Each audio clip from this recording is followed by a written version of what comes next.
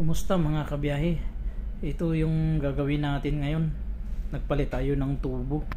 Pinahirapan kami dito talaga. Talagang hirap na hirap. Kasi nga, ang haba-haba, wala namang plunge. Kumbaga, walang tanggalan. Barado na. At isa pa, nagliliking ang laki ng butas. Kaya ang ginawa ko, pinutol ko na dun sa taas. Ang init-init pa sa ibabaw ng generator.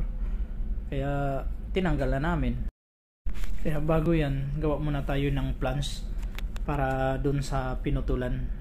Gagawa tayo ng dugtungan dun para pag nagbara ulit o nagleaking man, may plunge na tatanggalin para hindi mahirapan. Napakainit pa naman dyan sa loob. Dalawang plunge ang gagawin natin pagka magkabilaan kasi mahaba-haba kasing tubo na yan. Mga kabiyahe, ganito ako mag-sit up ng tubo. Ayan, binind ko na siya. Ayan yung luma. Ayan o, pinutol ko na yan kasi wala din plunge eh. Kaya gumawa rin ako ng paraan para maikabit ulit. Pinutol tapos nilagay doon sa lit machine. Ayan na. Yan yung ginawa natin na plunge sa dugtungan.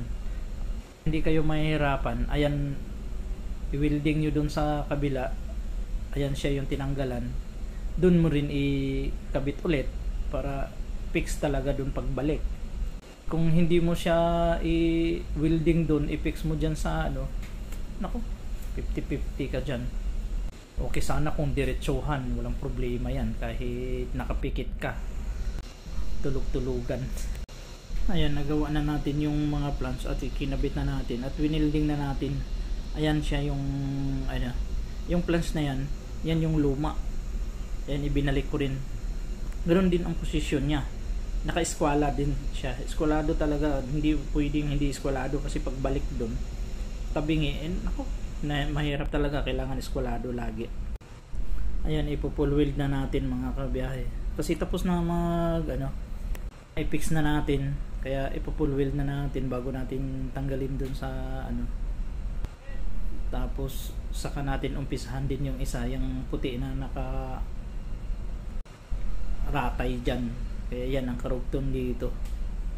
Mahaba-haba din ang proseso nito kasi ibibid mo pa, tapos iskulahin mo ulit, tanggalin dun sa binder. Talagang pag-isipan talaga. Ang mga bago dyan, talagang mahihirapan na kung paano i-fit up yan. Pero kung alam mo yung diskarte, mabilis lang pala. Kaya yung nakita nyo ng kanina na nakapix doon sa kabila tapos may mga tukod-tukod, yun ang kailangan nyong gawin. Yung luma kasi, yun din ang susundan nyo. Eskwalahin nyo muna yung luma. Pag na-eskwala na, tukuran nyo na agad. Ang kulit naman itong tumatawag. Magre-ring yung telepono mo, anak ng kagang. Tapos kung sasagutin mo, wala pala. Sa prank, ganun lang. Ayan, pinull weld na natin. Kailangan natin i-full weld muna bago natin tanggalin dun sa pinag-weldingan niya, pinagkapitan dun sa kabilaan. Kasi kung tanggalin mo na agad tapos i-weldingin mo, naku, gagalaw yan. Kaya may hirapan ka dyan. Kaya winilding muna bago natin tanggalin. Yan yung hinang niya. Sa welding naman mga kabiyahe, may mga posisyon yan. May vertical, may horizontal, may mga posisyon ng mga paghihinang. May 90 degrees, 45 degrees, mga ganyan. Kung kayong gustong mag-welding, ayan, kailangan yung posisyon. Ito, ibang posisyon yan. Yan ang tinatawag na dog style position. Ayan o. Yan ang... Ito naman yung pangalawa mga kabiyahe, yung dugtong. Ayan, binend natin. Ayan, kailangan natin i-diretso din doon sa naka-eskwala din siya. Hindi basta-basta na tulak ka ng tulak. Kailangan nakasukat ka rin. Maya-maya sukat. Kasi hindi mo alam na lumagpas na pala. Malaki yung ano na yan. Malaki na tubo yan. Didos na tubo kasi yan eh. Kaya pag na-bend mo, pag mali, disgrasya abutin mo dyan. Ayan si Pumpman nagtatanong kung paano gagawin. Kaya sabi ko, sukatin ng bawat padjak mo dyan. Bigla na naman, anak ng kagang, nagre-ring na naman, nagugulat ako. Hayop na yan. Ayan yung tubo, sinukat na natin. Sobra talaga yan. Kaya ginuhitan natin para putulin. Hindi pwede na nakapix na kasi i-bend mo, wala na. Kapos na yun. Ginuhitan ko para putulin. Pangalawang dugtong yan. Mahaba kasi yung proseso niyan. Mahaba din ang tubo. Tsaka matagal din tapusin eh.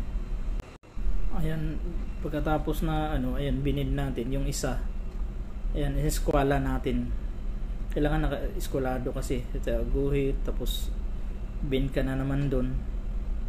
Ayan, kailangan hindi magmamadali eh. Kailangan talagang focus ka talaga dyan. Kasi kunting pagkakamali mo dyan, wala na. Tabingi na yan. Hindi na mag-fix yan. Ayan yung isa. Ayan, may butas na. Salpak natin yan siya dyan. Mga drain lang kasi ito eh.